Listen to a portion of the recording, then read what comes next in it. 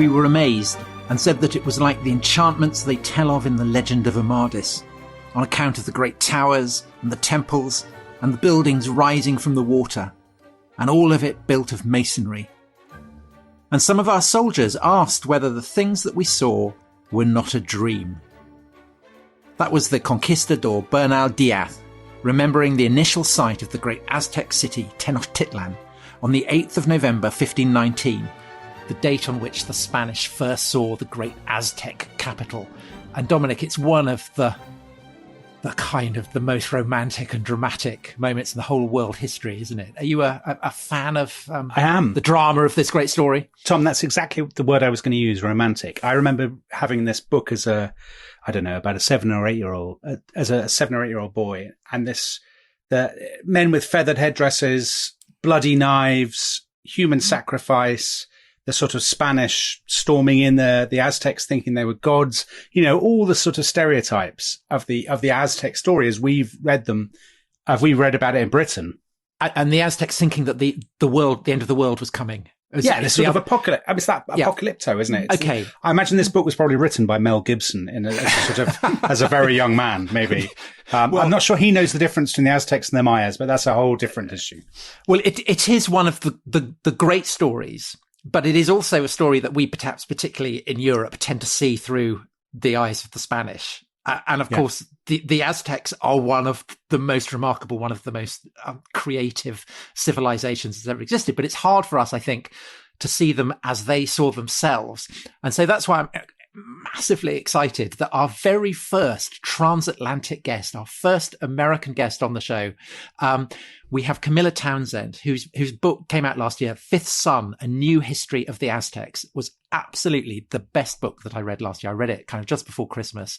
And I was kind of doing my best books of the year list. And honestly, if I'd read it by the time I was doing the list, it would have been number one across it. And the thing that's brilliant about it is that it gives you a history of the Aztecs through Aztec eyes, insofar as that is possible. So Camilla, thanks so much for coming on.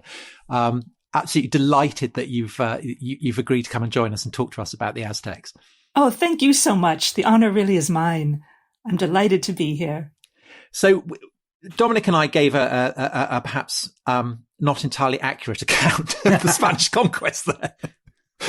Just very briefly, I mean, in your book, you cover the whole span of Aztec history, but there were two myths there that I think we hit on. One is that the Aztecs thought that the Spanish were gods, and the other was that they thought that with the Spanish conquest, the end of the world was happening.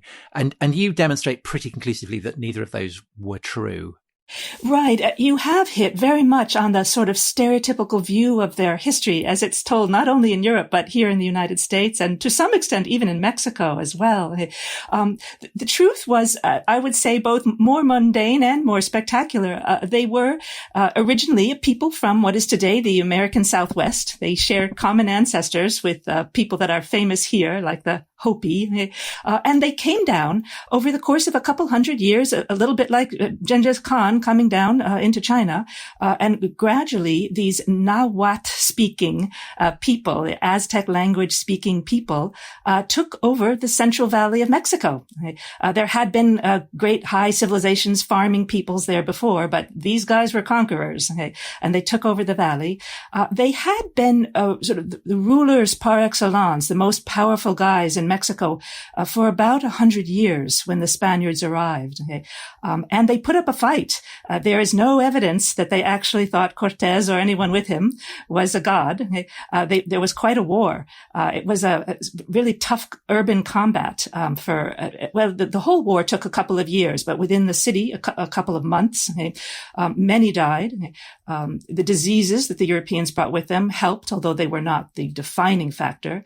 And then after this conquest, the Spaniards continued to rely on the Aztecs. They ruled through them, in effect. The famous Spanish Empire that we hear so much about and its home base in Mexico depended very much on their ability to work with the Aztecs and have the Aztec leaders help them to establish control. So the Aztecs, the people that Tom and I know as the Aztecs, but you would call the Mexica, they've come from somewhere else. So they've come from what is now the United States, right? So when we talk about them as indigenous, I mean, that's quite a slippery term because they're migrants, invaders themselves, as the Spanish were.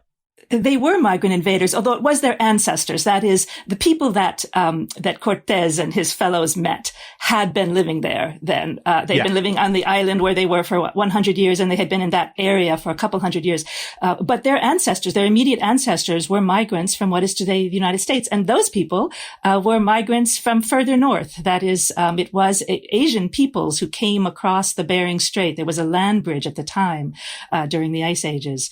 They came in at least 3 major waves. Okay.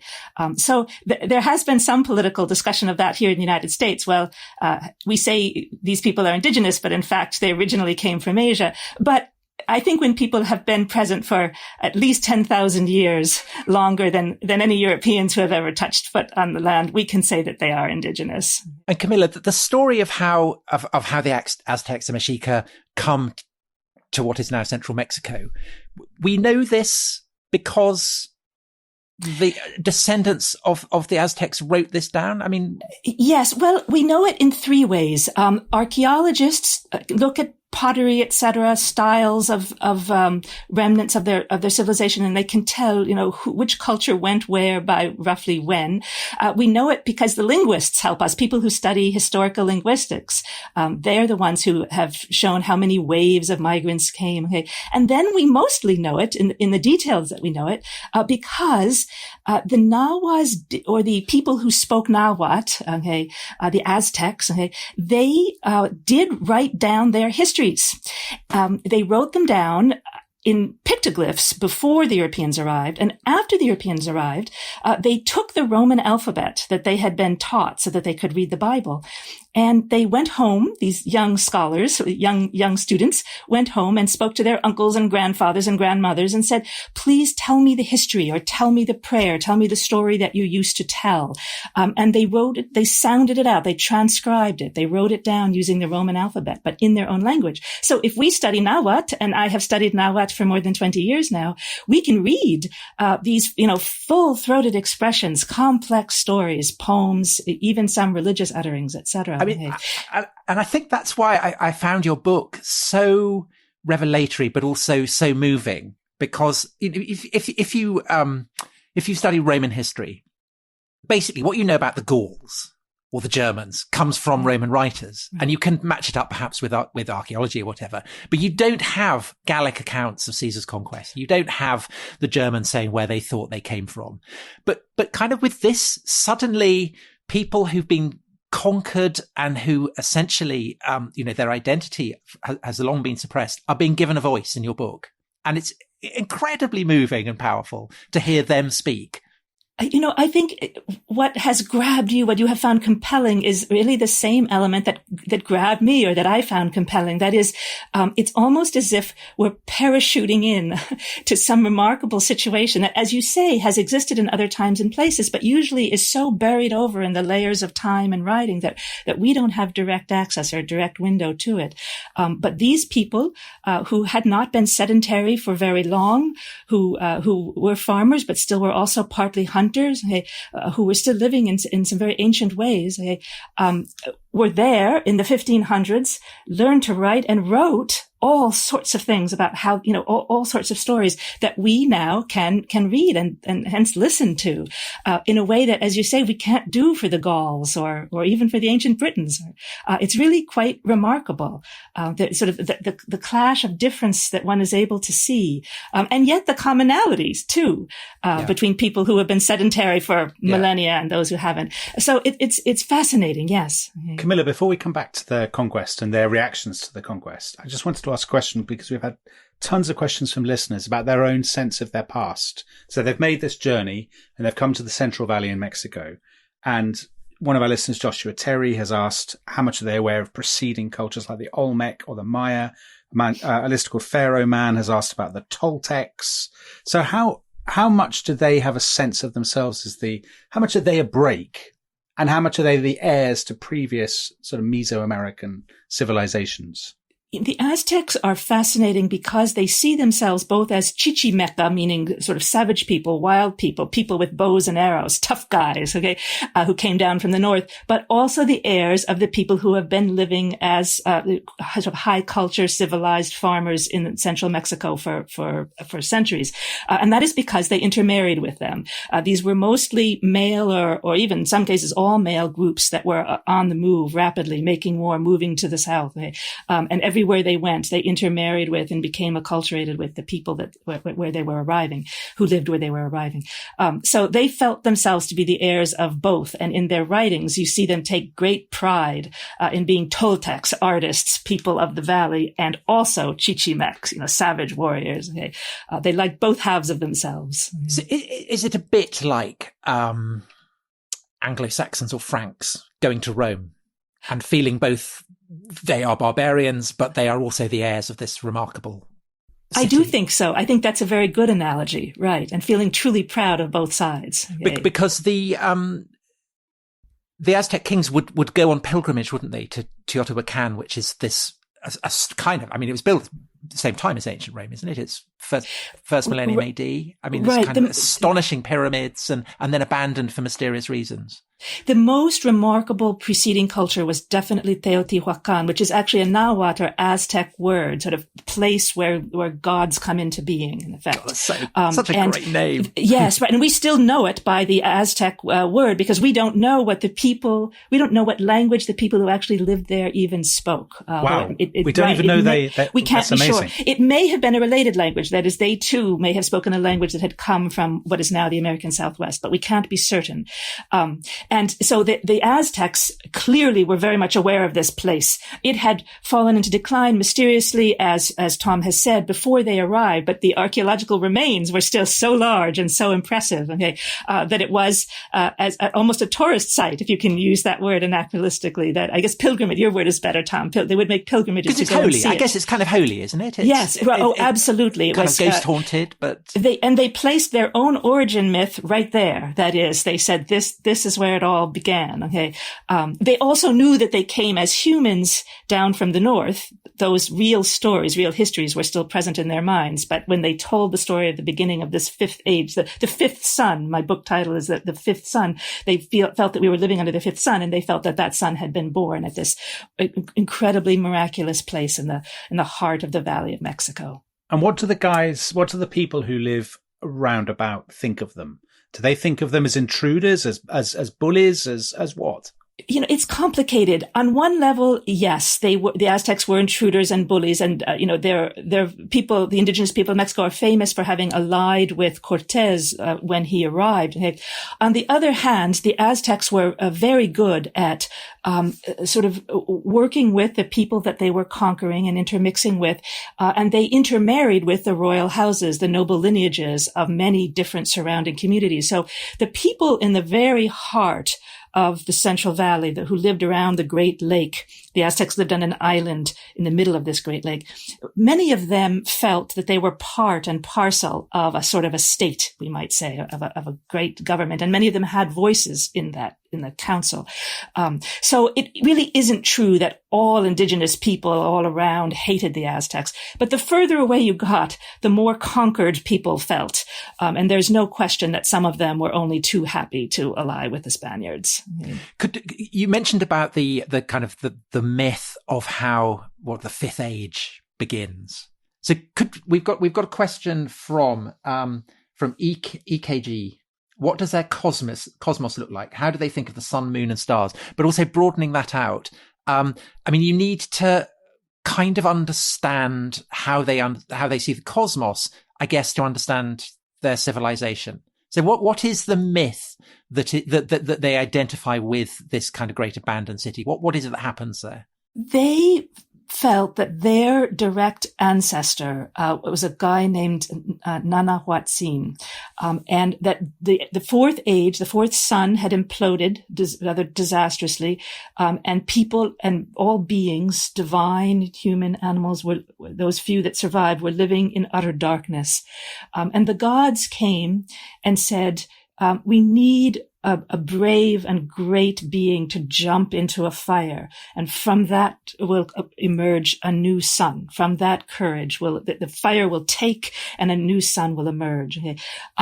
And a sort of a guy with a lot of braggadocio, a guy with a lot of self-love stepped forward and said, I will do it. Okay? And the gods said, okay, is there anybody else? And nobody else wanted to volunteer for such a terrible task.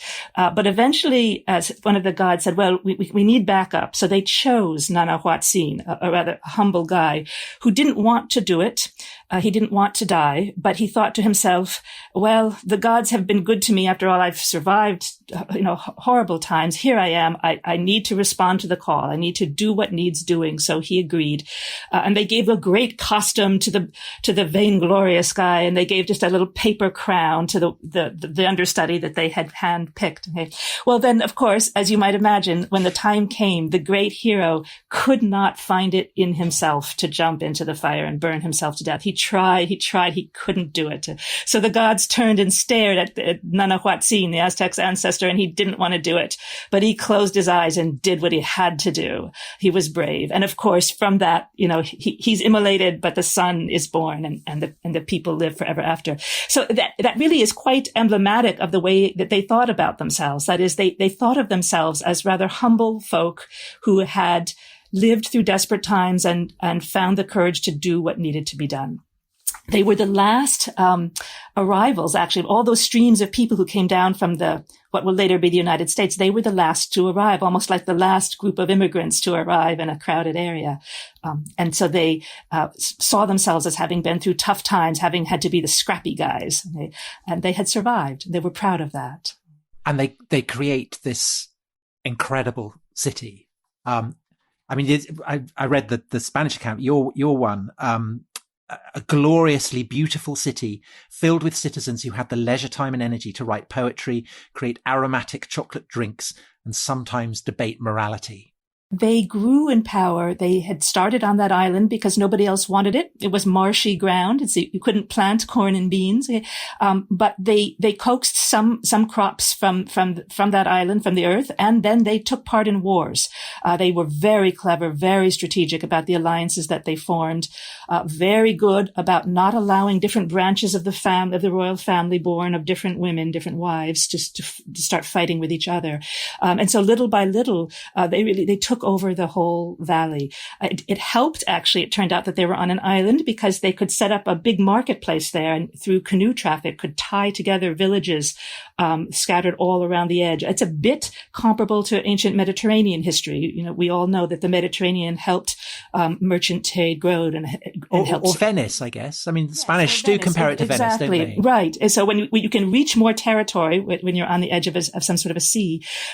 So they, with their central location and then their clever politicking, rose to be extremely powerful. And like other powerful, rich civilizations, they started to do both great and terrible things. They wrote poetry, they invented hot chocolate, but they also beat up little people around the edges of their empire and brought losers in these wars home for sacrifice. If you invented hot chocolate, you can get away with it. I suppose that is indeed the case. But can I ask a question about the city? So we obviously must have a sense from the Spanish accounts, but if we looked at Tenochtitlan and what would we see, or what would we hear or smell, or what would be the most striking things, do you think? Well, from the center, if you're looking down or looking at the city from across the water, from the shore of the mainland, you would see two great temples, pyramids rising in the center, and they would have been painted white, like with lime, like whitewash, and then covered with beautiful woven banderas, flags, tapestries. Okay, and then in some places painted bright colors as well. The neighborhoods were divided very clearly all around this temple precinct, and the temple precinct is also where the royals lived. But around it, there were very clearly marked neighborhoods that were actually descended from clan or kin-based groups that had migrated there. They had remained aware of a certain lineage, and they each had their own temples, and they were organized very highly organized, so that tribute or tax was collected in a certain way, and each group worked on cleaning the main temples or cleaning the aqueducts or the lake shore and building the docks in different months of the year. Very centralized government, if you will. And then you would have each household each house built of adobe, and around a square courtyard there would be multiple buildings, and then some of them had second floors, especially so that they could grow gardens, so that you would walk down these very orderly streets. Remember, this had all been built within the past century, so it really was very orderly. It didn't grow organically and sort of in a disorderly way, the way ancient European cities did. They had planned this on the island. So you walked down these orderly streets, seeing 2-story adobe buildings with beautiful flowers, sort of cascading over the edges. And they were already in the habit of keeping songbirds. Today, Mexico and Central America are famous for the most ordinary of households keep songbirds. But that had already started at that time. Moctezuma likewise had a sort of a zoo and an aviary, where different creatures from the territories were collected so that he could show off. Yeah. And he kept people who are kind of physically deformed. Yes, we don't know to what extent, but it is true that in these gardens, or sort of I shouldn't call them public gardens because they weren't.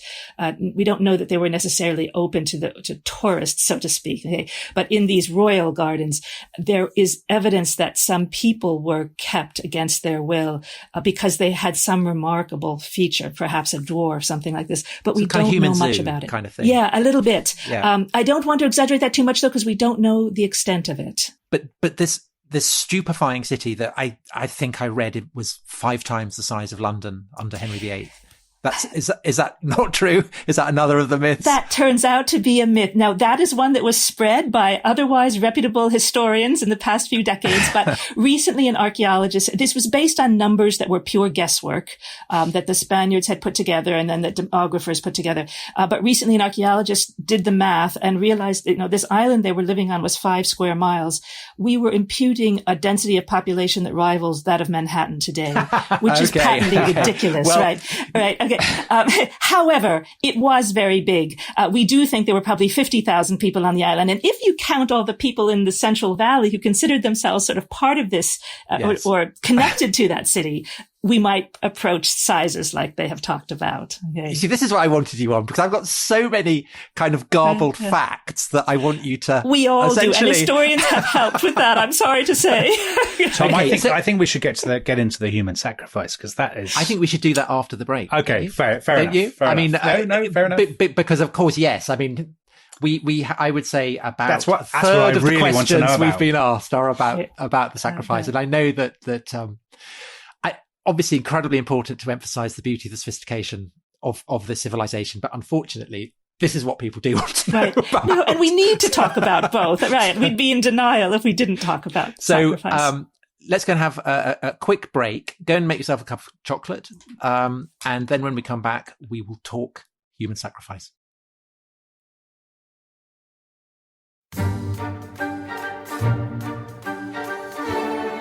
Welcome back to The Rest is History. I've had a relaxing cup of hot chocolate. Tom Holland has been off to conduct a human sacrifice, as I believe is normal behaviour in Brixton.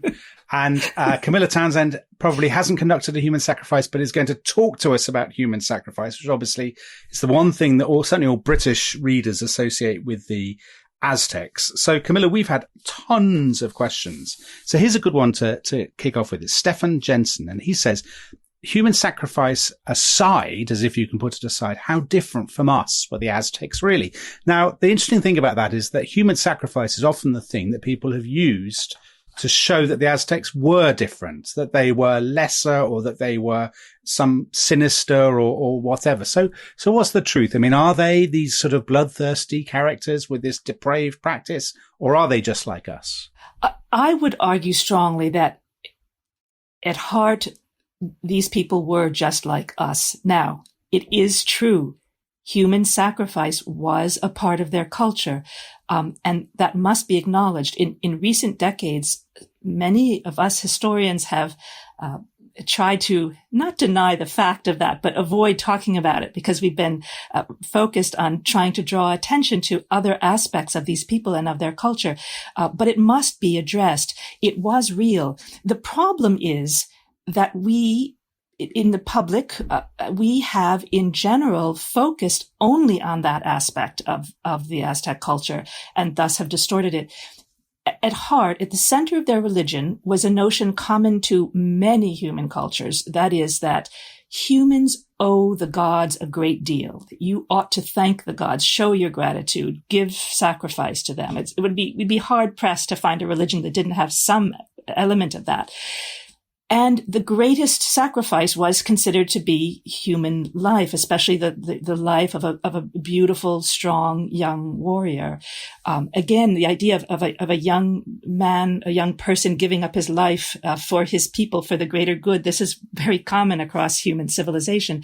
And which originates from that myth that you were telling us about. Yes, or that myth originates from the belief, or the belief from the myth, but they're tightly tied together, right?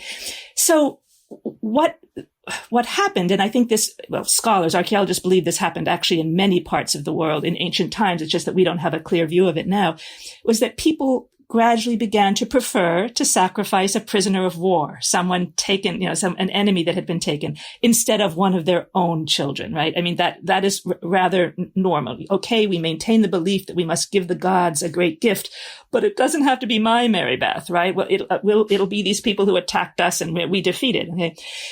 And that went on. Again, it's thought that this happened in all ancient or most ancient civilizations. There are hints about that all across the globe. We know that it went on across the New World. That is, that almost all Native Americans ritually sacrificed an occasional prisoner of war. Young women and children were almost always adopted if they were taken in war, but young warriors or chiefs faced the knife or faced the burning. And it was done with all great honor. If a guy died without screaming, he was given the highest honor. So it wasn't intended necessarily to denigrate the enemy. It was part of war, and it had to do with honoring the gods. Well, it is true that custom that sort of in full context is tragically normal for human beings took on a new angle under the Aztecs. They were the last migrants to arrive in the valley, as I've mentioned, and they fought for their position. And towards the end of that century, they had become so powerful that they really needed to try to maintain power over a far-flung empire. And this was a world without machine guns, right? They didn't have weaponry that was profoundly different from their neighbors or their enemies. So they really needed to sort of dig in and find ways to terrorize people. And they began to commit human sacrifice on a scale that had never been done before by them and their people. I don't know about other regions in the world. And in fact, in one of the annals that I have read, they actually talk about this, that they sometimes liked to go at the very end of their reign, when this power was peaking and their paranoia, one could argue, was peaking. They would go and take young people from the area they were trying to conquer, bring them to the city, have them watch these horrible sacrifices in which dozens of people were killed, not just one, and then send them home, let them go. And they explicitly said this was with the idea of having them go home and tell their people, we better join this empire while we can and not fight them, because we don't want our young people to have to be sacrificed like that. So it was purposeful. It does not seem to me that this happened because all the Aztecs truly believed that if they didn't sacrifice thousands of people in the course of a year, the gods would, be angry and the sun would disappear. That sort of stereotype. But there's a kernel of that in their religion, but then the reality was political, as it so often is. I mean, we can look at the government of my own beloved country, right? Horrible things were done in the 1970s and 80s in the name, by my government, in our name, to maintain power in Latin America. So I think it isn't so far, it isn't much of a stretch to say that in many ways they are or were very much like we are now. Can I've got a whole load of, things that I thought that I knew about the Aztecs and their gods. And I'm fairly sure that I just want to basically stress test them. So tell me if these are right or wrong. Did the Aztecs think that warriors who were sacrificed and women who died in childbirth turned into hummingbirds? Yes and no. Oh. They did think so. Like ancient Greece, like the classical world, there was some division, some debate about what happened after you died. It wasn't universally agreed upon. I think about some people in the ancient world believed in the sort of the Orpheus cult, and others did not. Okay, so likewise in ancient Mexico, different areas had somewhat different views of this, but in general, life was the golden period, and in death, you were a shade, a shadow who would soon be forgotten and then no longer exist. Except if you died as a warrior or as a sacrifice victim in war, or a woman who died in childbirth. Then you fed the gods, and especially the sun. You lived for, it's debatable, probably 4 more years in a golden world where you were feeding the sun. And symbolically, metaphorically, you did this as a bird or a butterfly. That's beautiful. But it's not... We don't think that they thought, oh, look at that hummingbird. Okay. It's probably Uncle Joe, right? I mean, It wasn't a sort of literal thing like that, but a more beautiful and metaphorical. But there's a kind of poetry there that's absolutely. That's authentic. Absolutely. Okay, yes. Okay, Yeah. so from hummingbirds to something slightly bloodier, is it true that Aztec priests were in the habit of stabbing their penises with sharp thorns? Yes. The listeners want to know this. I mean, there's Tom, no way to... you told me you were going to... I mean, Tom has been saying he's going to ask this for weeks. So it's clearly playing on his mind. God knows, Camilla, what's going on in his subconscious. I think I read that when I was about 8, and it's haunted me ever since. It's very true. It's in the histories. It's in the poems. And in fact, that was probably, it was more common than human sacrifice. That is one thing that all young men did growing up in order to become tough, was take part in ritual ceremonies in which you bled yourself. You bled your penis a little bit. The idea was not to do lasting damage, but just to show how tough you were and to thank the gods. Just to show how tough you are. Basically, it's a resilience Yes, test. and thank the gods. I mean, your blood is feeding the earth and hence the divinity. But I would absolutely argue that you're showing how strong you are, how impressive you are. Right? I think it's something we should bring in on the show, Tom. Teenage kicks all through the night. Okay. The most terrifying god. Is he the most terrifying god? So there was a fabulous exhibition at the Royal Academy here in London about 20 years ago, and there was a statue of a god that looked to be wearing bubble wrap. And you'll know immediately who I'm talking about. And I thought, it looks like a children's character. And then I read the sign and said, this is a flayed skin turned inside out, and this is the fat of the inside the skin that has formed little bubbles. And this god is Chippy Totec, our Lord, the flayed one. And the priests went around wearing flayed skins. Is that true? Yes. And in fact, at first, early on in their culture, there would have been some element of this. That is, a priest would have done something like that. The idea of taking on the persona of the sacrifice victim, which was a very holy and revered persona, would have been part of it. By the end, again, when they were using human sacrifice in a vast power play, there was a whole cohort of professional priests. I mean, they were part of the ones pushing this. It's a bit like military generals pushing a particular war. It was good for their sort of professional identity for there to be more of this human sacrifice. And clearly some of them, they were not the kind of guy you'd want to bring home for dinner. Okay, they must have stunk. No, I was about to say, not if they're wearing someone else's skin. I mean, right. Okay.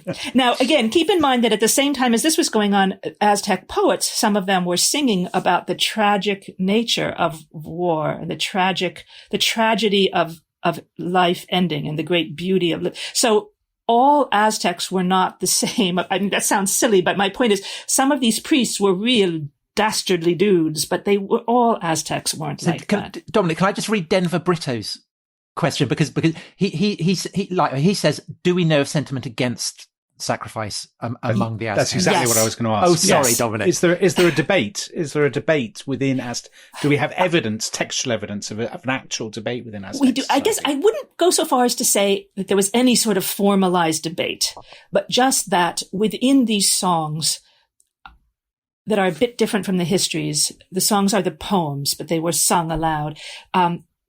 there are multiple different and competing threads. Some of them celebrate war, but actually very few. That's rather rare in the songs. A more dominant thread would be the tragic nature of violence, because life was heaven. This life on earth was the best that there was. They really felt strongly, even for the warriors who get to be, live as hummingbirds for 4 years.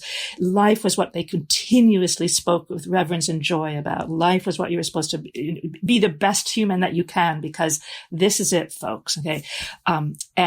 There's no question that part of that sort of dialogue or discourse was just a love of life, a joy in life.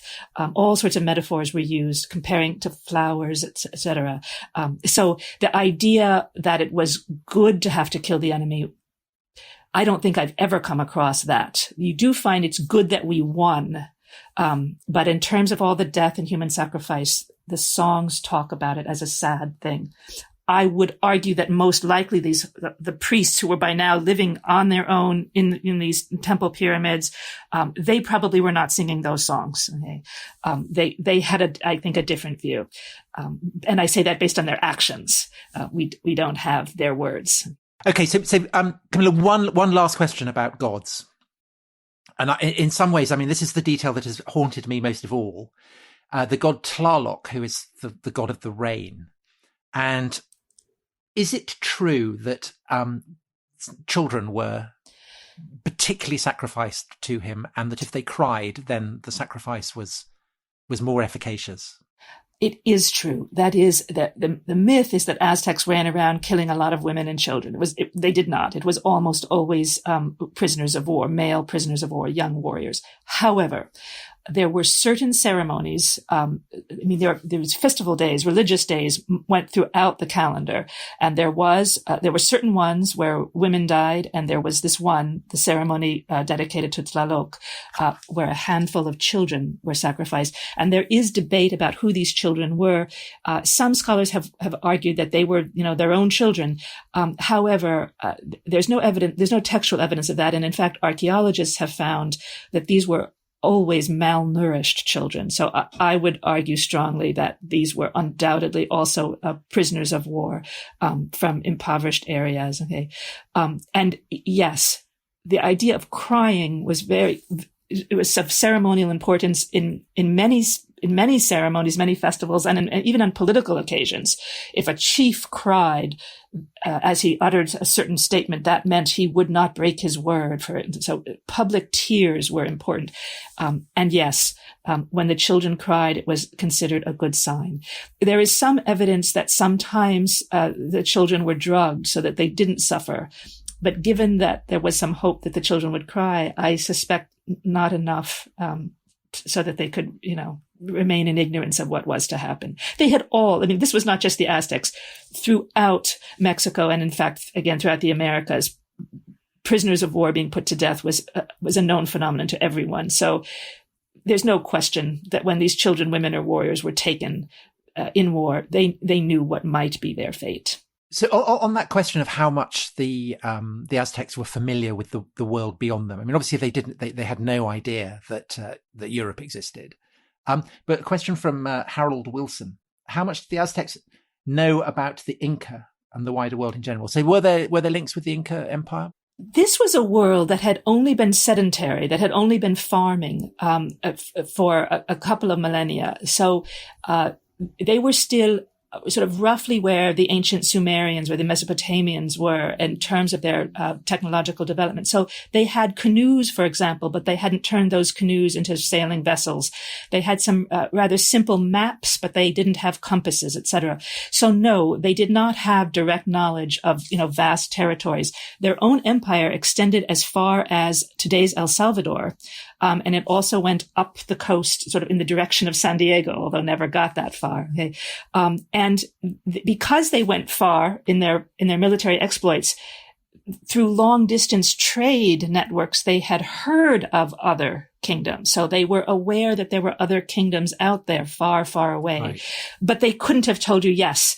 And the leading one's name are the Incas, and they did this and that. Okay. But like the Romans and the Chinese, perhaps. Exactly. I think that's a very good comparison. Yeah. Right. Yeah. Okay. So Camilla, you raise technology, and I think this is a massively fascinating topic. It's one that tons of our listeners have asked about. And in your book, I mean, I'm paraphrasing your book, so maybe you should be doing it, but you have this incredibly interesting argument about, it's basically a sort of clash of two time zones. If the Spanish from the 16th century and the Aztecs, who are basically thousands of years behind, as it were, because they haven't been sedentary for as long. So my question, I guess, is a very, very basic one. Why? Why have people in the Americas not been sedentary farmers at the same time as the Sumerians or Babylonians or whatever? Right. It's an excellent question. And in fact, it's one that we haven't had an answer to until quite recently, because until the mid 90s, radiocarbon dating techniques weren't good enough. They weren't fine-tuned enough to tell us when which plant or which crop got to which point. We just knew, for example, in the old world that wheat seemed to be everywhere for the past few thousand years. But, in human history, that doesn't really tell us much. So starting in the 90s, scholars were able to plot where wheat and peas got when people exactly began to farm corn and beans in the New World, etc. Well, it turns out, and in retrospect, this makes perfect sense. It turns out people became full-time farmers where there was a constellation of protein-rich crops that were suitable for that. You don't give up hunting unless you have a good protein-rich substitute. And in the Fertile Crescent, that you are also familiar with, you had legumes, peas, and wheat, and the wild forms were very protein-rich. That constellation of crops rapidly spread east and west, and Europe and China added other crops and became farmers too. Well, in the New World, it took a lot longer. The ancient ancestor of corn, Teosinte, was much tinier and less protein rich. So people everywhere were sort of flirting with farming, planting their favorite plants, and then coming back next year to see if more of the cranberries or the wild corn had grown. But meanwhile, they were relying more on hunting. So they flirted with farming, and over several millennia, they did turn the teeny tiny teosinte into an ear of corn.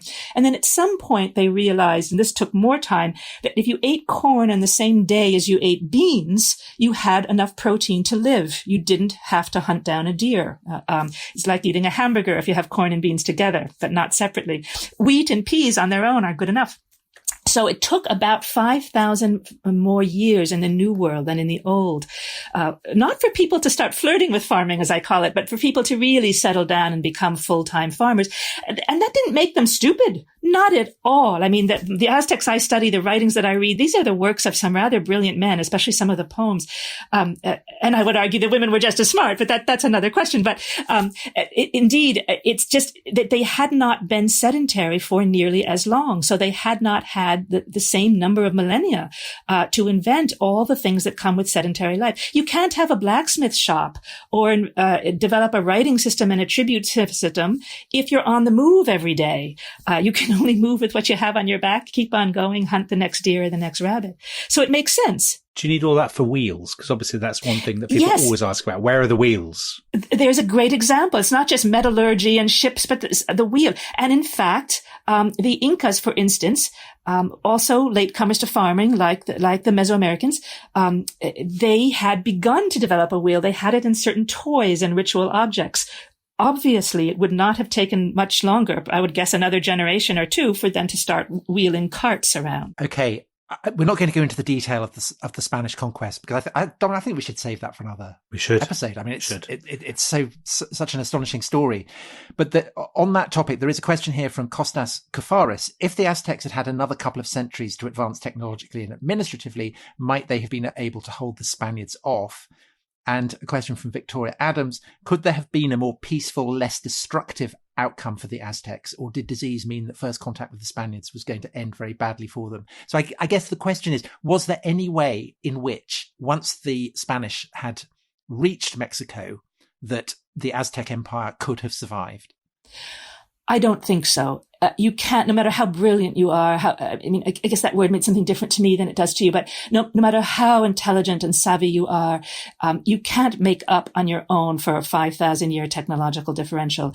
I do think that had things gone a bit differently in certain specific regards, they could have held the Spaniards off for a bit longer. You might think of Japan holding the West off for a bit longer, so to speak. This can happen with the right rulership and with some bad luck on the side of the Europeans. But that's a lot different from arguing that the Aztec as a state, as a nation, could have survived indefinitely. I don't see that happening.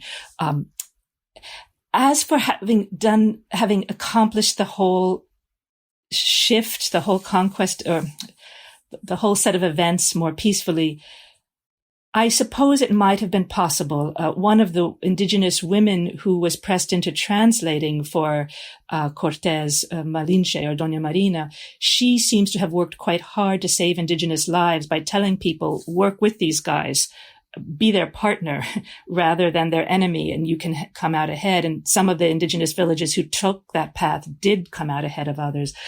So perhaps the whole thing could have been done with less bloodshed. But as your listener has alluded to, microbes were part of the European arsenal. Because of long distance trade and farming, there were far more diseases endemic in Europe and Asia than there were in the New World, where people had not been living with their animals for millennia.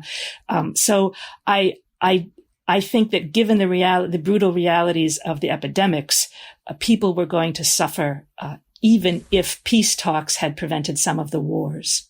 But Camilla, can I ask a question? Some historians, as far as I understand it, argue that the pandemics aside, which obviously the Spanish themselves couldn't really do much about, that the really sort of tough times for the indigenous people actually came much later than we think. So, in other words, after independence from Spain in the 19th century, that was when things got really rough for the kind of native people of Mexico, rather than, as we commonly imagine, in the aftermath of the conquest. Is that right? Or am I misremembering or exaggerating? No, you're remembering quite rightly. And in some ways, I would argue that is quite right.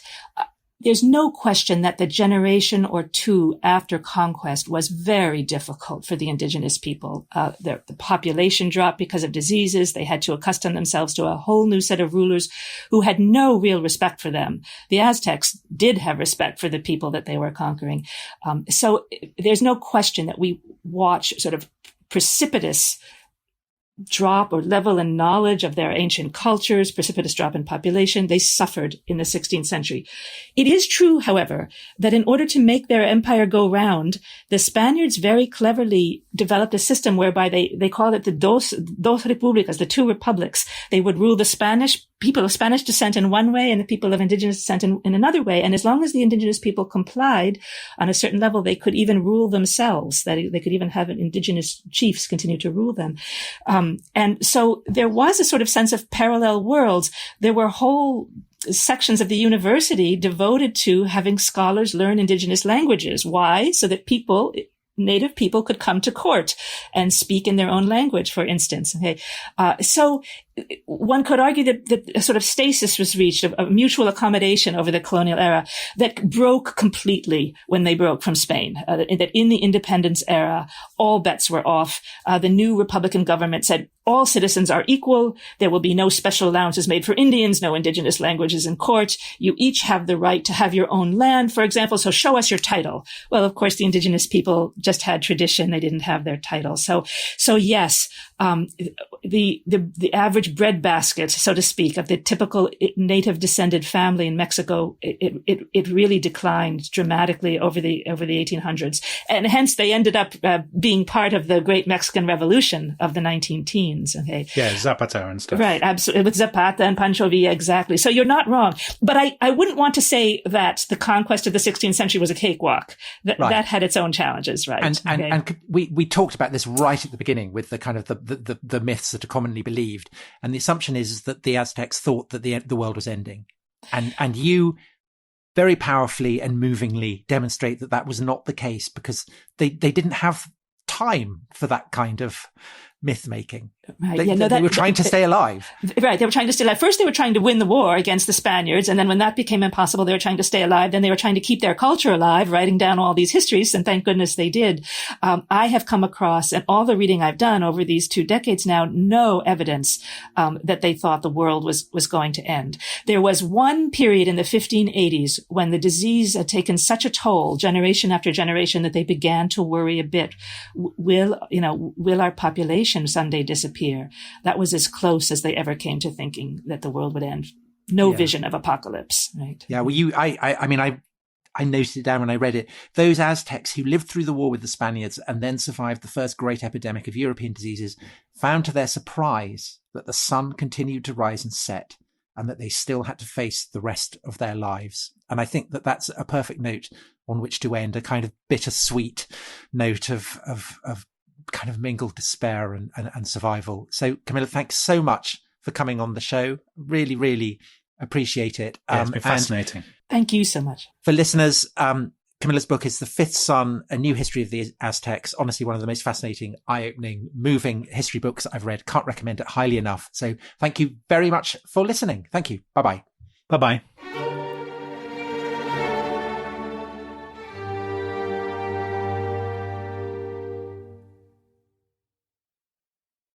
Thanks for listening to The Rest is History.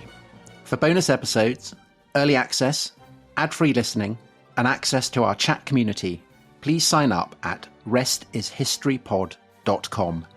That's restishistorypod.com.